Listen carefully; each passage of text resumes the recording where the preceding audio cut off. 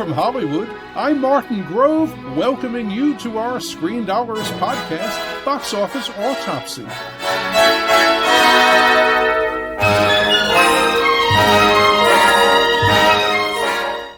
In today's conversation, we'll look at the marketplace and analyze how things are going and where they're going. Joining me on the line now is Screendollars box office guru Dick Walsh. Between Dick's career in exhibition, including as film chairman of AMC Entertainment, and my own days talking about movies on CNN, Entertainment Tonight, and as a Hollywood Reporter columnist, we've logged nearly 100 years in Hollywood.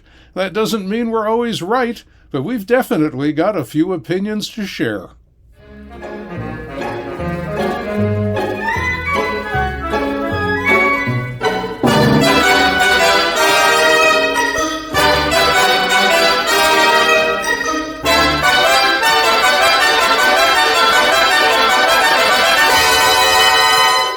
Well, Dick, it was another October overperforming weekend, and Dune is in a high orbit, $40.1 million.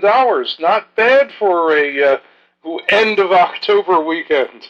Nope, it's the fourth consecutive weekend where we've had a $40 million picture open, and the momentum that was started in early October on October 1 continues throughout the rest of the month. And this picture has opened a lot better than the Hollywood handicappers and exhibitors alike were expecting. This picture was being talked about for 35 to 37 million by exhibitors. The media was even more conservative, 30 to 35 million. Those were the early media estimates. And suddenly 40 million plus. And also, let's remember, this is a picture that has HBO Max competing with it free. You can see it for nothing at home on HBO Max, assuming that you are a subscriber or have activated your HBO subscription. So this is a very good business. Yeah, I would have had it do even more had it not had the HBO Max attached to it. I think that people saw the marketing campaign, which was excellent, and decided I need to see this big screen presentation in a movie theater.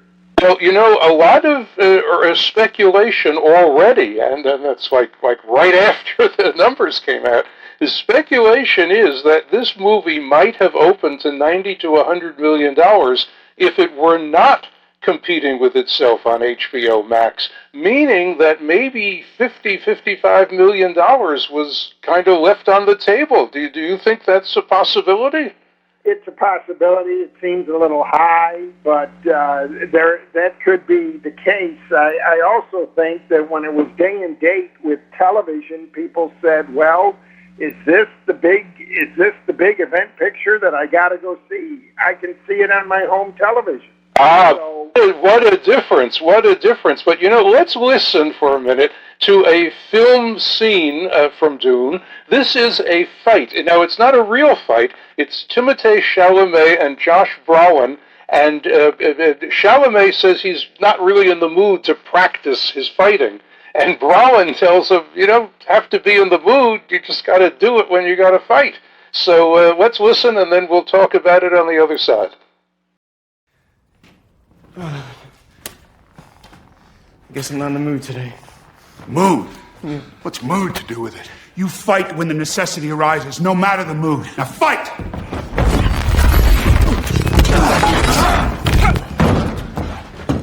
Come on!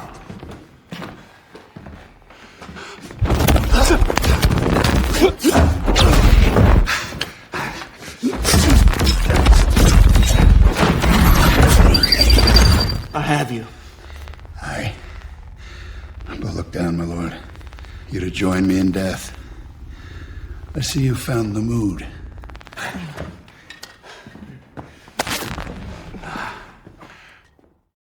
Timothée Chalamet and Josh Brolin practice fighting in Dune. Now, the success of this picture, $40.1 million opening, is the biggest hybrid opening, meaning a theatrical and a streaming simultaneous launch since Warner Brothers, since Godzilla vs. Kong, which did $31.6 million the end of March. And that certainly has to make the guys at Warner Brothers feel good about this. Right, but as you pointed out earlier, could it have done more? Venom, without going on a streaming platform, does $70 million. Shang-Chi, not going on a streaming platform, does $100 million in 4 days. So the questions will continue to linger. Is HBO additive or subtractive from a movie theater's growth? Well, I'm with you. I would like to see no day-and-date streaming ever again, and I hope we're heading in that direction. I mean, it kind of looks like we are. But the reality is that Warner Brothers said every one of our pictures will go day and date through the end of 2021. Now, in 2022, they have a 45-day window, which exhibitors certainly are going to be a lot happier about. This movie, by the way, did well with critics. It was 83% fresh on Rotten Tomatoes, and audiences liked it even more. The Rotten Tomatoes audience score was 91%. It's also playing very well in international territories. It's in 76 markets overseas. The overseas cume is 181 million, just about, and the worldwide cume is almost 221 million. So I think Warner's is going to see some good numbers from this. Yes, but will they regret having come out in March saying every one of their pictures will play on HBO Max day and date for the remainder of the year? Did they make that statement too early in the year? My answer to you is yes, I think they did. And I mean, look, they're never going to acknowledge it, but I think that they understand that they screwed up. But look, the other element here to consider is this movie, which Legendary Entertainment basically bankrolled, or most of it, as I understand it, reportedly cost $165 million to make. And that doesn't, of course, count the marketing, which is probably, another $100 million. Could be more. Who knows? But they are looking at how to recoup that investment, and I really think that the HBO Max streaming makes it much less likely that they will, because, we never really get to explore this, so maybe it's good to touch on it now. When you put a pristine print of a movie in the marketplace on day one theatrically, the piracy that makes possible comes home to bite you. And this may, again, be the case where theatrical exhibition will win out, as that is one of the arguments against putting it out there on a streaming service. Well, we have now made the case, I think, strongly for not doing day-and-date streaming. So let's move on to another movie, which is not day-and-date streaming, but that didn't help it either, but anyway. And that is from Disney and 20th Century Studios. It's the PG animated comedy adventure Ron's Gone Wrong. Well, the title says it. It's gone wrong at the box office. $7.3 million. It opened in 5th place. Exhibitors thought maybe $7 to $9 million. The media was saying that there were hopes for $10 million. Now, that wouldn't have been good either, but that's what they were talking about. And it's a cute movie, and the people who made it worked very hard to come up with something that they thought would be good. I have a clip for us to listen to from Kylie Cantrell, who voices a character in the film called Savannah Mead, and she talks about the work that went into doing that. Let's listen now.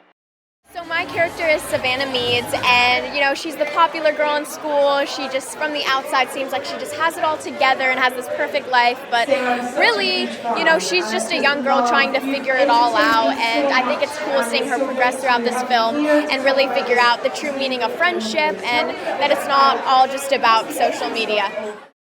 That was Kylie Cantrell talking about voicing the character Savannah Mead in Ron's Gone Wrong. Now, it's interesting to try to figure out what did go wrong with the movie.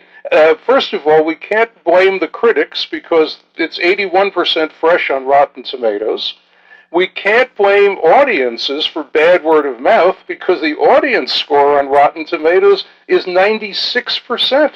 I think maybe what they needed were moms with kids who didn't come. Exactly right. And cause for concern here is animated appears to be one of the last genres coming back in the pandemic. And as you know, in any given year, animated can account for up to 20% of total box office. Well, while we're talking animated, since this is from Disney, it's worth pointing out Disney did not make this movie. 20th Century Fox, now gone, absorbed by Disney. Fox was the studio that made it, and Disney, of course, inherited it when they acquired Fox, and the 20th Century label survives as a Disney label right now. Now, another Disney label, which is thriving, is Searchlight Pictures, which used to be Fox Searchlight Pictures. They acquired that at Disney as part of the overall acquisition of 20th Century Fox. They have revived single-handedly the art house business this weekend by opening the movie The French Dispatch. It opened number 9. Now, normally we would say, well, opening number 9, that's nothing to shout about. But it was only playing at 52 theaters, and it did $1.3 million. And if you take your calculator out, well, you don't have to because I did it already. It's $25,000 per theater. Not bad. Let's listen to a soundbite here from the French Dispatch, and then we'll come back and we'll figure out why it's doing so well. It began as a holiday. Eager to escape a bright future on the Great Plains, Arthur Howitzer Jr.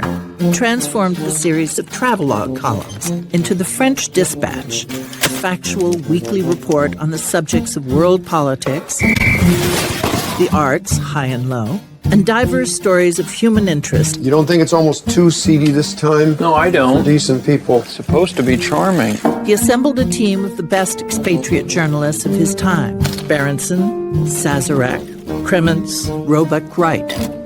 These were his people. Just try to make it sound like you wrote it that way on purpose. That's a scene from the French Dispatch, and this is a movie the critics liked, but they didn't love. It's 81% on Rotten Tomatoes, which is, not bad, but not raves.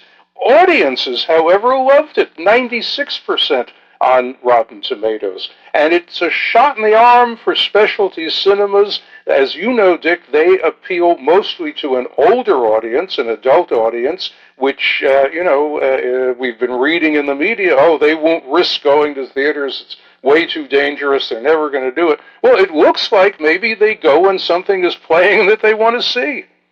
Yeah, Wes Anderson, as you know, is attached to this picture, and it has his typical cast: Bill Murray, Timothy Chalamet, Frances McDormand.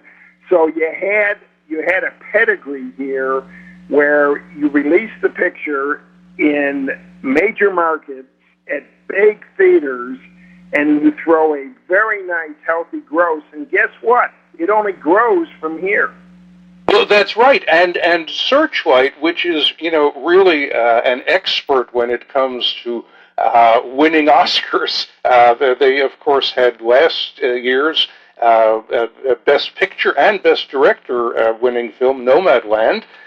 They launched the French Dispatch. They premiered it at Cannes earlier this year. And then they went on to play at the London Film Festival. They played at Telluride. They were in the New York Film Festival. In fact, they were in roughly 25 film festivals overall, getting this picture exposed to the audience that starts the early Oscar conversation. So you can look for the French Dispatch to get into the Oscar race. Certainly Wes Anderson, as a director, has a very good shot at being in the Oscar competition, and the fact that it's opened so well in theaters, that's something that the Oscar voters always like. They like to see that people are voting for these films not only in the sense of wanting them to win, but that they're willing to spend money to see them. And once again, we can say the French Dispatch benefited from not streaming day and date. Absolutely, and you've got a situation now where this picture will get up to 750, 1,000, 1,500 screens around Thanksgiving weekend. And what a great time to be on screen. Well, exactly. It's a time when adults do venture out. They do want some holiday entertainment. Many people are not looking for a horror film, not looking for a Marvel film, but for something a little bit, more adult. And wow, here it is. However, there are some other films upcoming that could appeal to adults. One of them is opening next weekend, and that's coming from Focus Features, which of course is part of Universal, and that is an R-rated horror mystery called Last Night in Soho. It's set in 1960s London. It's going into about 2,800 theaters. The director, Edgar Wright, is best known for a horror film some years ago called Shaun of the Dead, but this picture, Last Night in Soho, is being talked about as a possible awards contender, and in particular for Edgar Wright as a director, and also for the two women who co-star in the movie, Anya Taylor-Joy and Thomasin McKenzie. And their roles are intertwined as this story unfolds. Let's listen briefly to a scene from Last Night in Soho, and then we can focus a little more on it. This is the closest most people ever get to their dreams.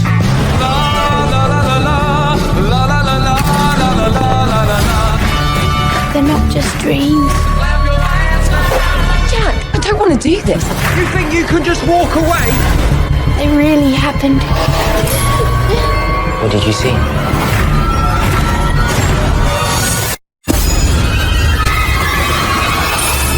Do you believe in ghosts? I want to report a murder. You witnessed the murder last night, but you believe this was a vision from the past. Last Night in Soho. It's a horror film, but not a horror film. It's a horror mystery, which gives it something special. And Dick, the specialty market, the fact that the French Dispatch has been able to get it revitalized and started again, perhaps we'll see more action on the art house front now. Yeah, I think it's the time of year where these pictures begin to work. I think Last Night in Soho will be a crowd pleaser and should deliver a fairly good gross in the mid-teens next weekend. And I think this one will hold in there, again, being on screen for that valuable Thanksgiving weekend. Yes, holiday playing time is always nice to have. Now, another film that is coming up, another horror film, I should say, and it's coming from Searchlight. That's the same studio that just gave us the French Dispatch. They have the horror film Antlers coming next weekend at about 2,700 theaters. It's a horror mystery also, but I think it's a more basic horror mystery than Last Night in Soho is. The critics gave it an okay 80% on Rotten Tomatoes, and in Searchlight's hands, it's being well marketed, even though Searchlight is mainly known for art house product and Oscar contenders and Oscar winners. They also sometimes do horror films. They did the movie The Night House last August. Did about $7.1 million. Not a huge success. Who knows how they'll do with this one? But we will talk about it next weekend. And just as we wrap up the current weekend, we see the holiday season is coming. We have a lot of strong films that will be playing, as you just mentioned. Holiday playing time is certainly extremely valuable. So we'll see Steven Spielberg's West Side Story coming to theaters as the month of December gets underway. That's December 10th, actually. So we'll see that. We have, for the Marvel fans, Sony and Marvel's Spider-Man No Way Home coming December 17th. Already that's a strong month. And, I think we're going to be looking at a very good holiday season and a healthy Hollywood, a healthy exhibition. And going into the new year, I think maybe, a very good year ahead. We'll certainly focus on it in the coming weeks. So, look, let's meet again here next weekend at Box Office Autopsy. Dick, I will see you then. Bye-bye.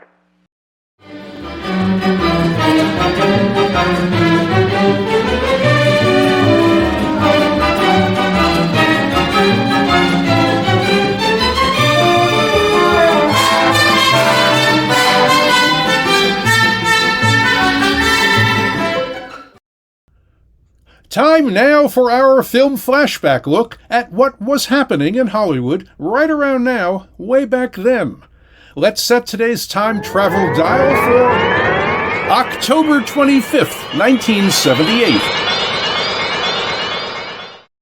John Carpenter's Halloween, which opened October 25th, 1978, unleashed Michael Myers on the teens of Haddonfield, Illinois, for decades to come, and wound up making a bloody fortune at the box office. Actually, there was no such city. Carpenter named it for Haddonfield, New Jersey, his producer, co-screenwriter, and then-girlfriend Deborah Hill's hometown. According to Hill, Carpenter named Jamie Lee Curtis's character, Laurie Strode, after his first girlfriend. Michael Myers' name came from a British producer who'd gotten Carpenter's 1976 action thriller Assault on Precinct 13 into some European film festivals. Producer Erwin Yablans and financier Mustafa Akkad saw Assault at the Milan Film Festival and asked Carpenter to direct a movie for them about a psychotic killer stalking babysitters. Yablans' goal was to do a movie with the same impact William Friedkin's 1973 blockbuster The Exorcist had. Carpenter signed on after being assured he'd have complete creative control. The deal brought him $10,000 for writing, directing, and scoring the film. Hill agreed to work for just a percentage of the profits, a smart choice, since Halloween grossed $70 million worldwide and cost only $325,000 to make on a 20-day shooting schedule. Carpenter and Hill called their story The Babysitter Murders. Fortunately, Yablans suggested a few marketing-driven changes, like having it take place Halloween night, and calling it Halloween. Carpenter later explained that Halloween was a fresh movie theme and he wanted to make a haunted house film. He was a fan of a 1974 Canadian horror film, Black Christmas, about an unseen killer targeting sorority house girls. Carpenter asked Clark about developing his slasher killer for a Black Christmas sequel, but Clark wanted to stop making horror films. When Carpenter asked what he'd do if he did create a sequel, Clark shared some ideas, including having the killer escape a year later from a mental institution and calling the film Halloween. Clark, who went on to make the 1981 hit comedy Porky's, had no problem with Carpenter doing Halloween, and later told interviewers he knew many people were talking then about doing Halloween projects. Halloween became the top-grossing independent movie ever made at the time. The franchise's first 11 titles grossed nearly $470 million domestically, according to ComScore. A 12th title, Halloween Kills, just opened to over $50 million. And a 13th episode, Halloween Ends, is set to open next October 14th.